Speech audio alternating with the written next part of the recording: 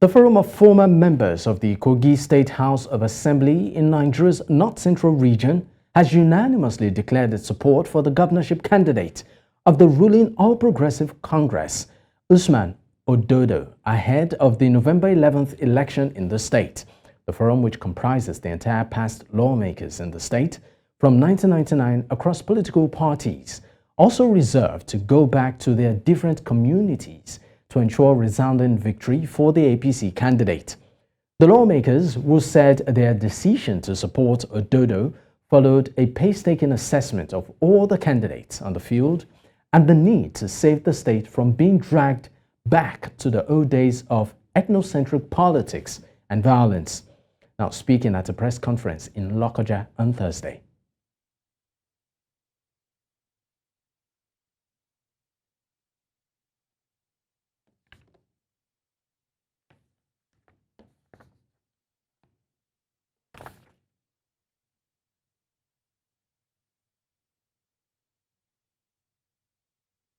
And of course, staying in Nigeria right now, still talking about the Supreme Court judgment, of course, which was handed down today. We have joining us on the news at this time to shed more light on this is the Electoral Reform Chairman, and of course, Partners for Electoral Reform Chairman, Ezenwa Nwagwu, who of course is joining in on the news at the moment. Thank you so much for your time, Ezenwa. All right, Ezenwa, if you can hear me, please kindly unmute your device so that we can hear you smoothly. Yeah, you can hear me now. All right, this is good. Now? Great. Now, the questions, accusations, and litigations around President Tinubu's victory have been laid to rest finally by the Supreme Court's ruling today. What next for the opposition members in Nigeria? Well, as you know, the electoral process does not come to an end except there is judicial oversight. And so we've come to the culmination of that part of the electoral process. What that means is that we go back to governance. And that's perhaps where the opposition parties in Nigeria have been completely absent. They perhaps not just the opposition parties, the political parties conceive democracy to just mean elections. But governance is an integral part of it, and holding the government in power accountable, posing alternatives for citizens to choose from eventually when election time comes is the next task. And what it means is that what kind of economic outlook are we going to be seeing from the opposition parties? How are they going to be critiquing the current issues around withdrawal of subsidy, the current issues about increase in the electricity tariff, the challenge of forex, and all of that? What alternatives do they have? What are those things that they can? In truth, opposition parties are seen and known to be alternate governments. So that's actually what we expect from them. But as we know, we hope we can prompt them to begin to play that role much more effectively than we have seen in the past. It's a collective business of growing our country. It's a collective business of making sure that the majority of the citizens benefit from the activities of government. And if there is no demand from the supply side, we're not going to have anything. Now, let's talk about, of course, this particular case and how it reflects on the outlook of our electoral system in the country, particularly in terms of voting process, the entire process itself. What kind of outlook does it give Nigeria? And would you also say the process, to a large extent, also sort of creates confidence in the electoral and also judicial process or system in Nigeria? So, if you take away propaganda, this may not be the best election, as someone has said, and it's also not the worst election. The positives from the election are there are things that we can begin to ride upon. First and foremost is the fact that what has come out is that there's a need for stronger civic education and voter education. A lot of people have not come to terms with the fact that election is a law-determined process. It is not what you think in your head. It's not what you're thinking. Every step of the electoral process is guided by law. What does that mean? What it means is that from the time of voter registration to candidate selection to the E-Day proper itself, those who play in this environment must come to a proper appraisal of what the law says about each of those activities. What has come out for me is that there is a need to bust the fog of ignorance that surrounds elections. That makes a lot of people think that the election is an all-comers affair. And because of that, there's been a lot of twisted logic, propaganda, and the rest of them. Take, for instance, the issue of beavers.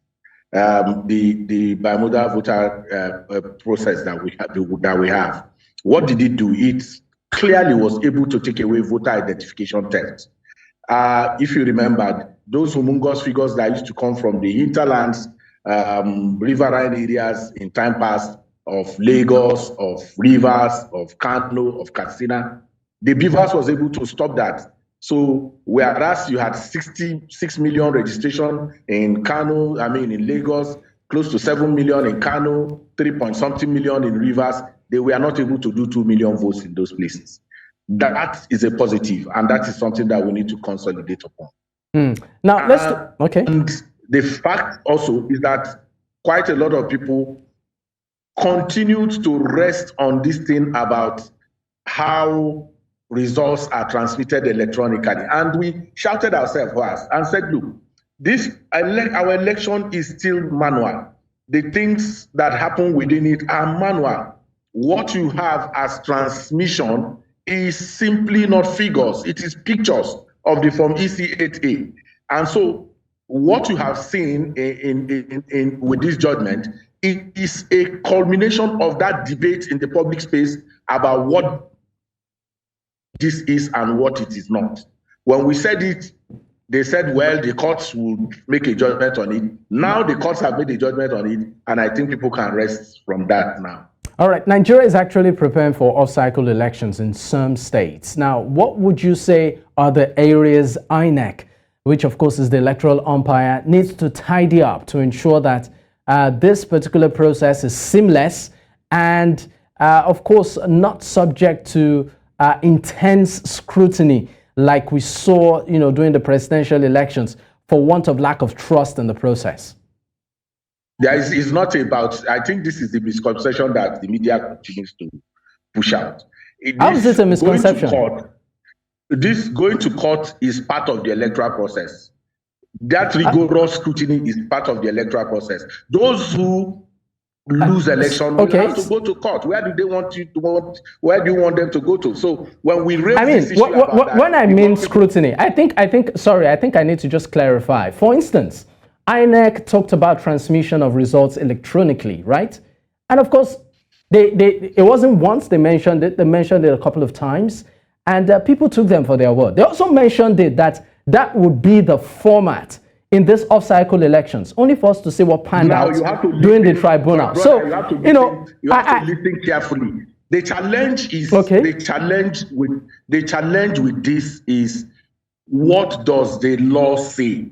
The regulation of INEC says it would collate the results from the polling units and transmit what? What is the thing that is going to be transmitted? It's very important. It's not what is going to be transmitted is not figures. That's what I'm telling you. It is that Form EC8A that the polling agents of political parties, the police has a copy of. It is that picture that is going to be transmitted into the IREF. And understanding that is electronic transmission. But you have to first ask yourself, that thing that is called IREF, what is it? Is it a collation? Is it a collation machine? Does it anyway, I think this issue in terms of transmission of electronic results has been rested by the Supreme Court. But let's, for want of time, let's talk about what Nigerians, should expect from the coming, from, of course, the new government. Well, it is our responsibility to hold government accountable. That is what citizens do all over the world. There is a budget that is given every year. How many of us pay attention to our local government budget, our state budgets? Year in, year out, issues are rolled in those budgets and sometimes repeated. There is no challenge from whether professional groups or even citizen groups.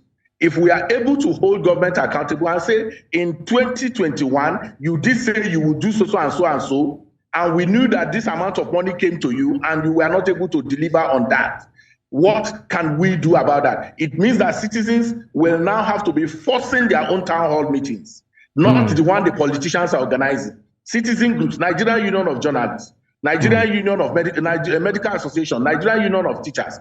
We can organize our own town hall meetings and invite the duty bearers to come and tell us what they have done. We can use their campaign promises. We can use, their utterances during the campaigns and say, look, and the manifesto of their political party, and say, it is 1 year into governance. What have you done with these promises that we made? We have not seen that translate into anything. We need to begin to have, value for money and service delivery index with which you can check those who are in government. Ministers are appointed to do work for the people. They do that work. Nobody interrogates them. So citizen groups and organizations have responsibility to up our game in terms of oversighting governance and making sure that those things that the politicians promised during the elections are not, lullabies. They become actionable things that we can hold and deal with. All right. Thank you so much for your time. Of course, our chairman, Partners for Electoral Reforms, Ezenwa Nwagwu. Once again, thank you so much for your thoughts. I appreciate you. Thank you.